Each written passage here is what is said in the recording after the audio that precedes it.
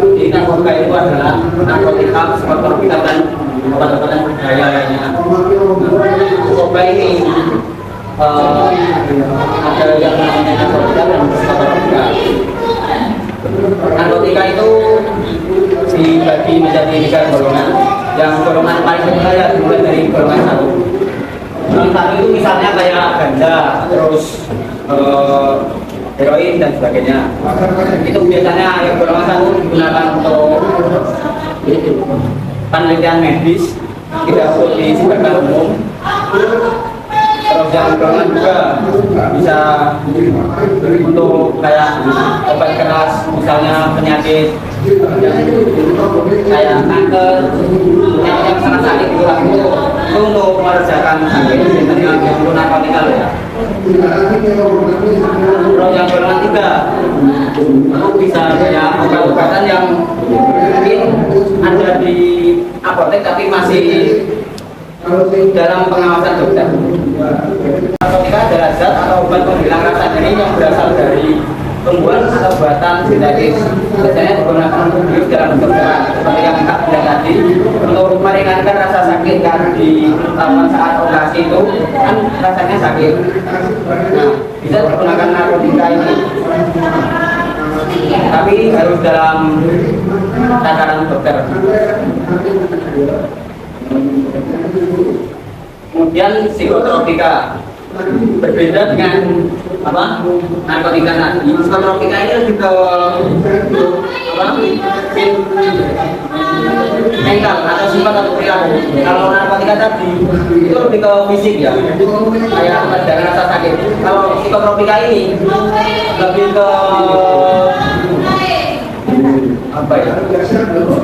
Misalnya buat menenangkan pikiran lah, atau bisa juga buat apa itu? Ya intinya menenangkan pikiran.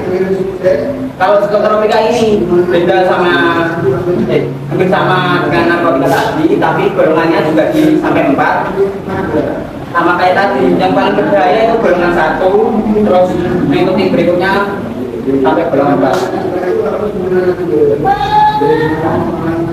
Nah, ini ada contoh narkoba. Narkoba itu bisa narkotika itu bisa berupa heroin, morfin, ganja dan sebagainya. Kalau psikotropika bisa berupa ekstasi, atau bisa nanti kalau setelah ini bisa di-searching sendiri. Dan juga zat aktif lainnya seperti alkohol, nikotin, antren. Ini ada efek yang sama seperti narkoba tapi bukan narkoba. Itu kalian misalnya mengkonsumsi konten fotografi atau konten yang ada di media sosial. Nah, efeknya hampir sama seperti narkoba ini, menyebabkan kecanduan, kayak kurang fokus, kayak letih, lesu, lemah dan lain sebagainya. Oke, seperti yang Kak bilang tadi, dampak fisiknya itu bisa mempengaruhi kesehatan ya kan, jantung, otak, paru-paru, fisik. Nah, kalau bisa sampai overdosis itu bisa parahnya bisa menyebabkan kematian. Karena finalnya bisa menyebabkan seperti halusinasi, depresi, kecemasan, kecanduan dan lain sebagainya. Bahkan bisa mengganggu aktivitas belajar. Ini sangat berbahaya bagi kalian yang masih ada dalam belajar di sekolah. Jangan sampai kalian terjerumus ke yang namanya narkoba, pornografi atau jenisnya. Itu nanti juga bisa menyebabkan nilai kalian turun. Ya karena tadi dampak mentalnya yang membuat kita sulitan untuk berpikir, halusinasi, cemas dan sebagainya. Untuk mencegahnya kalian bisa dengan memilih pergaulan yang positif seperti itu.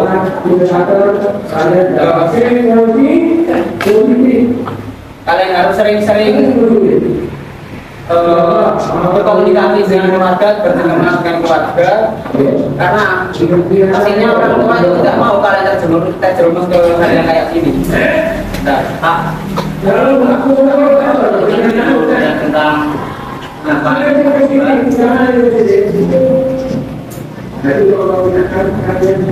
nanti kalian lihat simak videonya.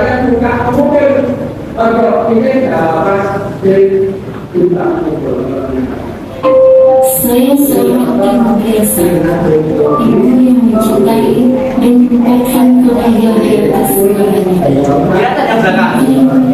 Seperti yang dituduh, impian saya sederhana, membahagiakan keluarga, juga membesarkan anak yang berbakti dan berprestasi. Seluruh waktu dan tenaga saya gunakan untuk menjaga bangsa. Tapi tentu saja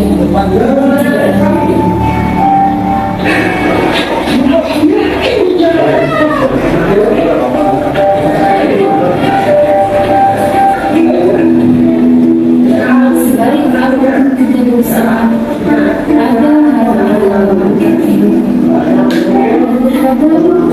membuat rasa kita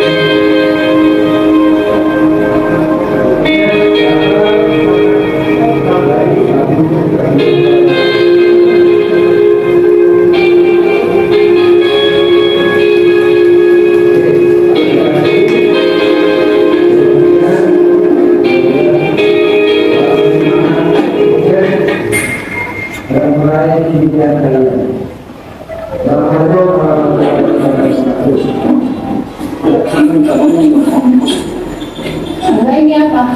Senang ibu bilang tahu.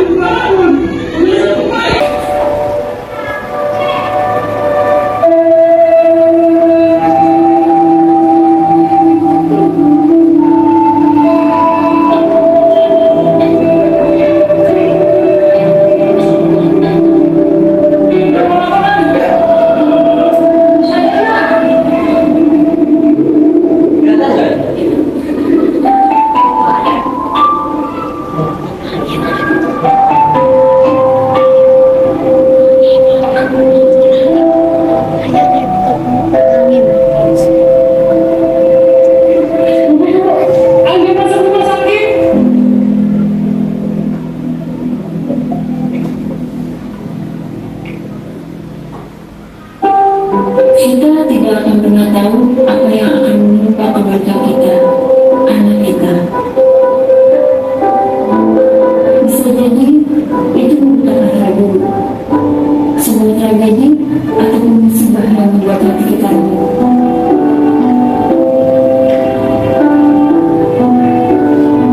Namun, ketika hal itu terjadi, seperti dan seperti apapun, pastikan kita selalu di sisi mereka.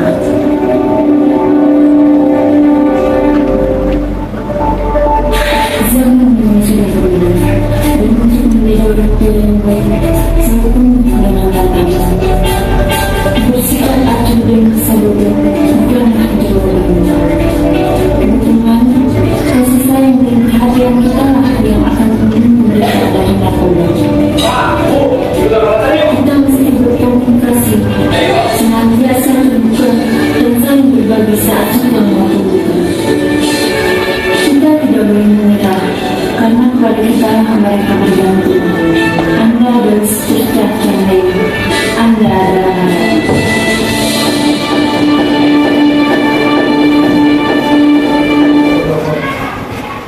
Oke. Tadi video tadi kita hanya dulu.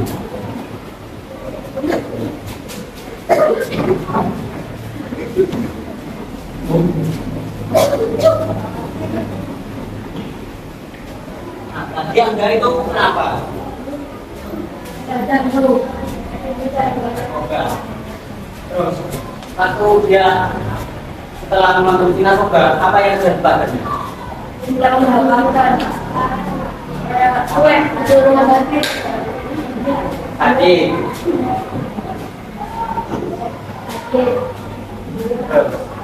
Apa lagi?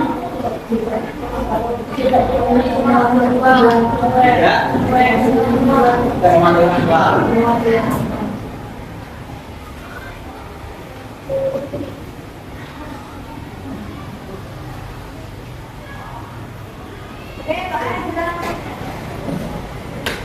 artinya kalian tidak mau kan kita mengadu orang tua. Kalian mau jadi anak keluarga. Terus tadi kalau kalian lihat juga Anda itu mencuri uang dari orang tuanya ya? Dan sampai mencuri. Terus apa lagi? Terus sekolah, tidak mau sekolah, tidak mau makan. Apa?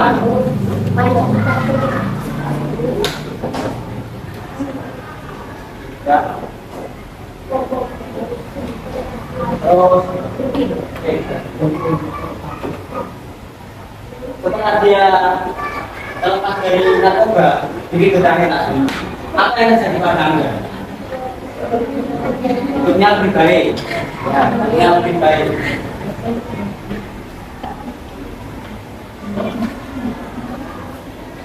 Prestasinya gimana tadi? Meningkat.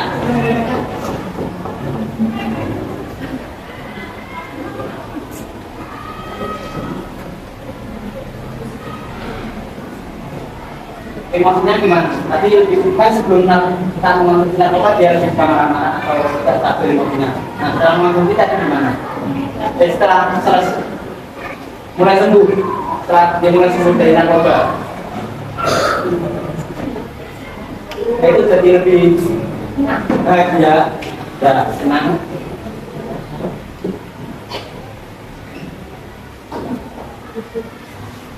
Terus apa lagi? Lebih mudah berkomunikasi.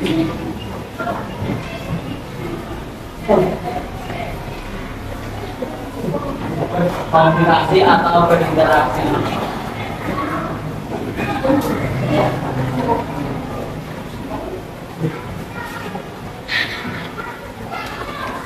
Dan banyak lagi. Banyak kan kalian tidak kondisi narkoba dan sebagainya itu. Berbeda dengan kalau kalian pakai narkoba, kalian jadi sakit bahkan bisa menyebabkan kematian. Terus bakar juga bolos, kalau bolos prestasinya lebih turun dan sebagainya. Kalian juga tidak bahagia kalau mengkonsumsi narkoba ini. Oke.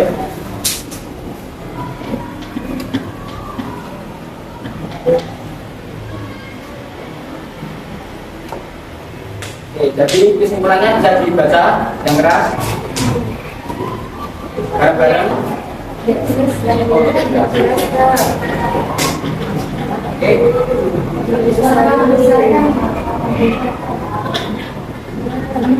Kita baca bareng-bareng.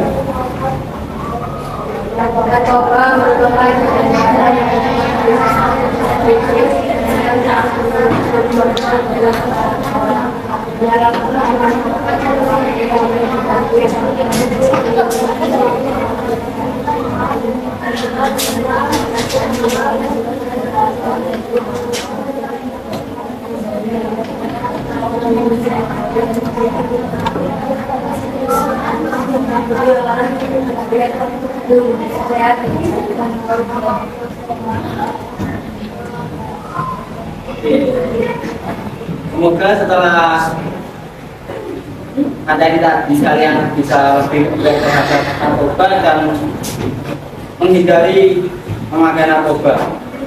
Sekian yang bisa saya sampaikan. Selanjutnya adalah materi terkait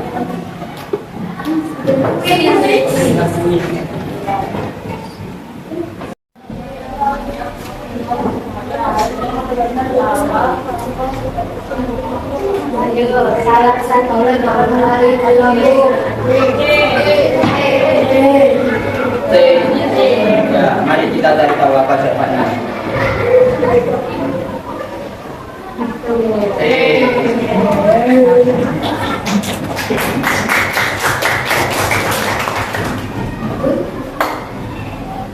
Selanjutnya apa